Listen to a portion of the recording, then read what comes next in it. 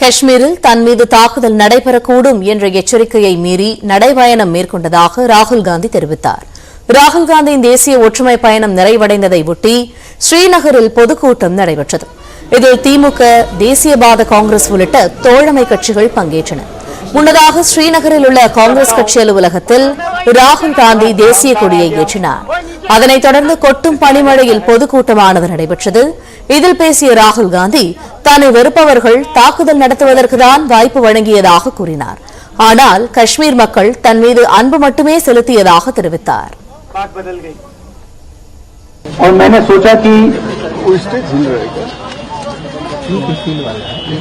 जो मुझसे नफरत करते हैं उनको क्यों ना मैं एक मौका दूं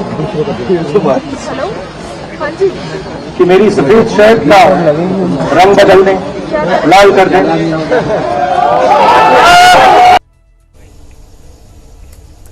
ராகுல் காந்தி ஜம்மு காஷ்மீர் முன்னாள் முதலமைச்சரும் மக்கள் ஜனநாயக கட்சி தலைவருமான மெஹபூபா முப்தி, திமுக எம்பி திருச்சி சிவா, விடுதலை சிறுத்தைகள் கட்சித் தலைவர் திருமாவளவன், பிஎஸ்பி எம்பி ஷியாம் சிங் யாதவ், ஒமர் அப்துல்லா உள்ளிட்டோர் இந்த கூட்டத்தில் கலந்து கொண்டு பேசினர்.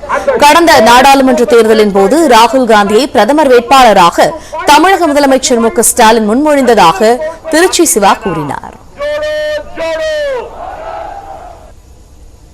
The relationship between DMK and Congress has been for long.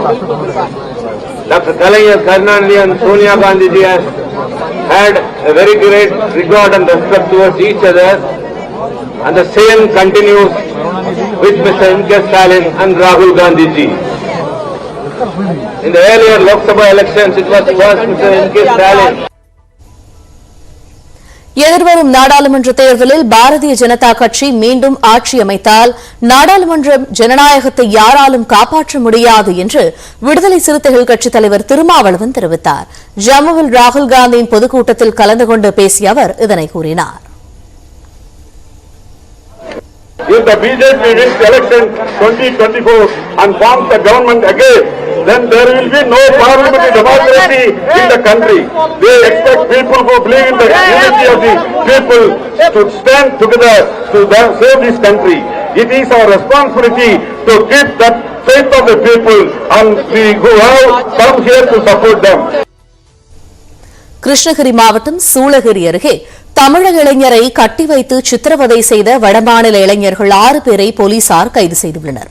Chinnar பகுதியில் காய்கறிகளை பதப்படுத்தி வெளிநாடுகளுக்கு ஏற்றுமதி செய்யும் நிறுவனத்தின் கட்டுமான பணி நடந்து வருகிறது. இதில் ஊத்தங்கரையை சேர்ந்த நாராயணன் என்பவர் தண்ணீர் தொட்டி கட்டுவதற்கான துணை கான்ட்ராக்டை எடுத்து வேலை செய்துள்ளார். பணி முடித்துவிட்டு நாராயணன் ஊர் திரும்பிய நிலையில் அவரின் சகோதரர் பிரபாகரன் அவரை தேடி கட்டுமான பணி நடக்கும் பகுதிக்கு வந்துள்ளார். அப்போது பிரபாகரன் இரும்பு கம்பிகளை திருடிவிட்டதாக கூறி அங்கு வேலை செய்யும் வடமாநில தொழிலாளர்கள் அவரை கட்டி வைத்து வீடியோவாக பதிவு செய்து நாராயணனுக்கு அனுப்பி 1.5 லட்சம் ரூபாய் பணம் கேட்டு மிரட்டியுள்ளனர். இதுகுறித்து சூளகிரி காவல் நிலையத்தில் புகார் அளிக்கப்பட்ட நிலையில் சம்பவ இடத்திற்கு சென்ற போலீசார் பிரபாகரனை மீட்டு மருத்துவமனைக்கு அனுப்பி வைத்தனர். மேலும் அவரை 2 நாட்களாக கட்டி வைத்து சித்திரவதை செய்த 6 வடமாநில இளைஞர்களை கைது செய்து விசாரித்து வருகின்றனர்.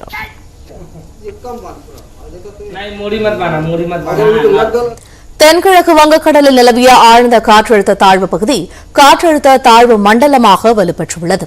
காற்றழுத்த தாழ்வு மண்டலம் திரிகோணமலையிலிருந்து 670 கிலோமீட்டர், காரைக்காலிலிருந்து 880 கிலோமீட்டரில் நிலை கொண்டுள்ளது. இதன் காரணமாக தமிழகம், புதுச்சேரி, காரைக்கால் பகுதிகளில் 5 நாட்களுக்கு மிதமான மழை பெய்ய வாய்ப்புள்ளது. பிப்ரவரி 1ஆம் தேதி கன்னியாகுமரி, நெல்லை, தூத்துக்குடி, ராமநாதபுரம், சிவகங்கையில் கனமழை பெய்யும். புதுக்கோட்டை, தஞ்சாவூர், திருவாரூர், நாகை, மயிலாடுதுறை, கடலூர், காரைக்காலிலும் கனமழை பெய்யக்கூடும். சென்னையில் அடுத்த 48 மணி நேரத்திற்கு ஓரிரு இடங்களில் லேசான மழை பெய்யக்கூடும். கடந்த 24 மணி நேரத்தில் அதிகபட்சமாக சீர்காழி, செம்மனார்கோவில், சிதம்பரத்தில் தலா 2 சென்டிமீட்டர் மழை பெய்துள்ளது. இலங்கையை ஒட்டிய வங்கக்கடல் பகுதிக்கு 4 நாட்கள் மீனவர்கள் செல்ல வேண்டாம் என எச்சரிக்கப்பட்டுள்ளது. வங்கக்கடலில் நிலவும் வளிமண்டல கீழடுக்கு சுழற்சியின் காரணமாக சென்னை, எண்ணூர், கடலூர், நாகை, காட்டுப்பள்ளி, காரைக்கால், புதுச்சேரி, பாம்பன், தூத்துக்குடி உள்ளிட்ட 9 துறைமுகங்களில் 1ஆம் எண் புயல் எச்சரிக்கை கூண்டு ஏற்றப்பட்டுள்ளது.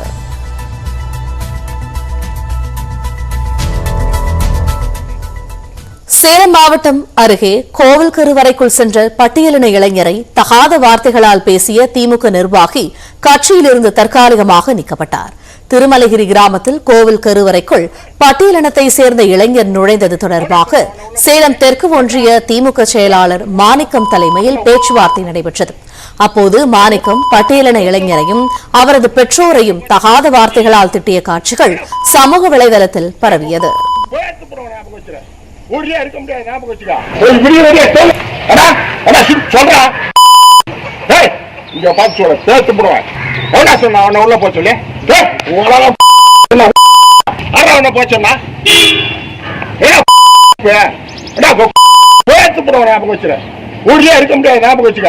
என்ன இங்க நோய் போடல எங்கேயும் நோய் போட சோத்துக்கு நீங்க அப்படியே பேச்சு போடுவாங்க. என்ன நீ என்ன இப்படி கும்பிட்டா நீ என்ன பேச்சு போடுவாங்க சோத்து எல்லாம் செத்து போடுவான். எங்கேயும் போக முடியாது சரியா? எல்லா இடத்துலயும் கூப்பிட்டு எல்லாத்தையும் அப்பனும் அண்ணன் பணம் கொடுத்தானே கட்டுறதுக்கு. அவன் யார் சொன்னாங்க? அவன் யார் சொல்லி அப்படி கேட்டான்? அப்படி தெளிவா பேசுறான் நாகன்காரங்கிட்ட. இந்நிலையில் கட்சியின் கட்டுப்பாட்டை மீறியும் கட்சிக்கு அவப்பெயர் ஏற்படுத்தும் வகையிலும் செயல்பட்டதால் மாணிக்கம் கட்சியின் அனைத்து பொறுப்புகளிலிருந்தும் தற்காலிகமாக நீக்கம் செய்து திமுக பொதுச் செயலாளர் துரைமுருகன் அறிவித்துள்ளார்.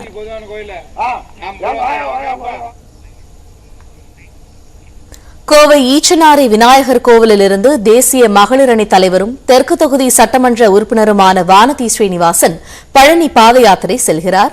அதை துவக்கி வைத்து பாஜக மாநில தலைவர் அண்ணாமலை செய்தியாளர்களை சந்திக்கிறார். அதனை நேரலையில் பார்ப்போம்.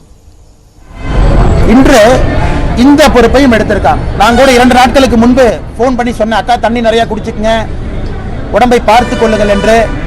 அன்னைக்கு டெல்லியில நம்முடைய எலெக்ஷன் கமிட்டியிலிருந்து எந்த மாநிலங்கள் எல்லாம் இப்பொழுது தேர்தலுக்கு செல்லுகின்றதோ அந்த குழுவில் இருக்கிறாங்க, வேட்பாளர்களை தேர்வு செய்யக்கூடிய குழு.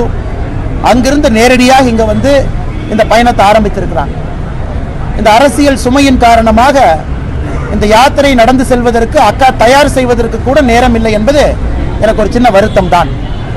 அதே நேரத்தில் மிகப்பெரிய நெஞ்சுறுதி கொண்டவர் அவர். கடந்து வந்திருக்கக்கூடிய பாதை, பாரதிய ஜனதா கட்சியில உங்கள் அனைவருக்கும் தெரியும், நான் பலகாலமாக வெளியே இருந்து ரசித்து பார்த்து கொண்டிருக்கக்கூடிய ஒரு அரசியல் தலைவி, அதிகமாக உறுதி இருக்கக்கூடிய ஒரு பெண்மணி. உறுதியாக இந்த 3 நாட்கள் 105 கிலோமீட்டர் தூரத்தை நடைப்பயணமாக இங்கே இருந்து பழனி முருகனை தரிசிக்க சென்று முருகபெருமானுடைய அருள் தமிழக மக்கள் அனைவருக்கும் கிடைப்பதற்கு அக்காவினுடைய வேண்டுதல் உறுதுணையாக இருக்கும் என்பதில் எல்லளவு கூட எனக்கு சந்தேகம் இல்லை. அதே நேரத்தில் அக்காவினுடைய தந்தை தாய் இருவரும் இங்கே வந்திருக்காங்க. இங்கே இருந்து அக்காவை வாழ்த்தி வழி அனுப்புவதற்காக போகும் பொழுது அனைத்து இடத்திலும் கூட நம்முடைய கட்சி நிர்வாகிகள் அக்காவிற்கு வரவேற்பு ஊக்கமளிப்பதற்காக தயாராக இருக்கின்றார்கள். பாரதிய ஜனதா கட்சி தமிழகத்தினுடைய மகளிர் அணியினுடைய தலைவி அந்த குழு முழுவதும் இங்கே வந்திருக்கின்றார்கள். கட்சி நிர்வாகிகள் அனைவரும் இங்கே வந்திருக்கின்றார்கள். இந்த பயணம் ஒரு சரித்திர பயணமாக, வெற்றி பயணமாக, ஒரு புனித பயணமாக இருக்கும் என்பதில் எந்த ஒரு மாற்று கருத்தும் இல்லை. இது புனித பயணமாக இருக்கின்ற காரணத்தினால நான் பேசி முடித்த பிறகு அக்காவை பேசுமாறு அன்போடு நான் கேட்டுக்கொள்கின்றேன். அக்கா இங்கிருந்து கிளம்பினதுக்கு அப்புறம் அரசியல் கேள்விகள் உங்களுக்கு இருக்கும், பதில் சொல்றோம். ஒரு புனித யாத்திரை போகும் பொழுது அரசியல் கேள்விகளுக்கு பதில் சொல்வது நன்றாக இருக்காது. ஆனால் உறுதி கூறுகின்றேன், அக்காவே எங்களுடைய கடமை முறையாக வழி அனுப்பி வைத்துவிட்டு நீங்கள் கேட்கக்கூடிய கேள்விகள், அரசியல் கேள்விகளுக்கு பதில் சொல்லிவிட்டு செல்கின்றோம். இப்பொழுது நம்முடைய வானதி அக்கா அகில இந்திய மகளிர் அணியினுடைய தலைவி அவர்களை பேசுமாறு அன்போடு கேட்டுக்கொள்கின்றேன். ஊடக நண்பர்களுக்கு வணக்கம். தைப்பூச திருவிழா என்பது கோவையிலிருந்து பழனிக்கு பாத யாத்திரையாக வானதி ஸ்ரீனிவாசன் செல்லவிருக்கிறார். அதனை பாஜக மாநில தலைவர் திரு அண்ணாமலை அவர்கள் துவக்கி வைத்து செய்தியாளர்களை சந்தித்த அந்த காட்சிகளை நாம் நேரலையில் பார்த்தோம். குஜராத் கலவரம் தொடர்பாக பிபிசி வெளியிட்டுள்ள ஆவணப்படம் குறித்து நாடாளுமன்றத்தில் பிரதமர் தன்னிலை விளக்கம் தர வேண்டும் என திமுக கோரிக்கை விடுத்துள்ளது. நாடாளுமன்ற பட்ஜெட் கூட்டத்தொடர் நாளை தொடங்கும் நிலையில் இரு அவைகளின் கூட்டத்தில் குடியரசுத் தலைவர் திரௌபதி முர்மு உரையாற்றுகிறார். தொடர்ந்து பிப்ரவரி 1ஆம் தேதி வரும் நிதியாண்டிற்கான நிதிநிலை அறிக்கையை அமைச்சர் நிர்மலா சீதாராமன் தாக்கல் செய்கிறார். இந்நிலையில் பட்ஜெட் கூட்டத்தொடரை சுமூகமாக நடத்துவது குறித்து நாடாளுமன்ற வளாகத்தில் மத்திய அரசின் சார்பில் அனைத்துக் கட்சி கூட்டமானது நடைபெற்றது. மத்திய அமைச்சர்கள் ராஜ்நாத் சிங், பிரகலாத் ஜோஷி, பியூஷ் கோயல் உள்ளிட்டோர் பங்கேற்ற நிலையில் திமுக நாடாளுமன்ற குழு தலைவர் TR பாலு, GK வாசன் உள்ளிட்டோர் பங்கேற்றனர். அதிமுகவை பொறுத்தவரையில் மக்களவை சார்பில் OP ரவீந்திரநாத்தும், மாநிலங்களவையின் சார்பில் தம்பிதுரையும் கலந்து கொண்டனர். பெண்கள் இடஒதுக்கீட்டு மசோதாவை நடப்பு கூட்டத்தொடரிலேயே நிறைவேற்ற வேண்டும் என பிஜு ஜனதா தளம் வலியுறுத்திய நிலையில் குடியரசுத் தலைவர் உரையை புறக்கணிப்பதா என்பது குறித்து விரைவில் முடிவு செய்யப்படும் என பாரத் ராஷ்டிரிய சமிதி கூறியுள்ளது. இந்த கூட்டத்திற்கு பிறகு செய்தியாளர்களிடம் பேசிய TR பாலு, தமிழக பிரச்சினைகள் குறித்து விவாதிக்க வேண்டும் என வலியுறுத்தியதாக தெரிவித்தார். என்று நம்முடைய தமிழ்நாடு அரசு அனுப்பிய அந்த மசோதாவிற்கு இதுவரை ஒப்புதல் கிடைக்கவில்லை.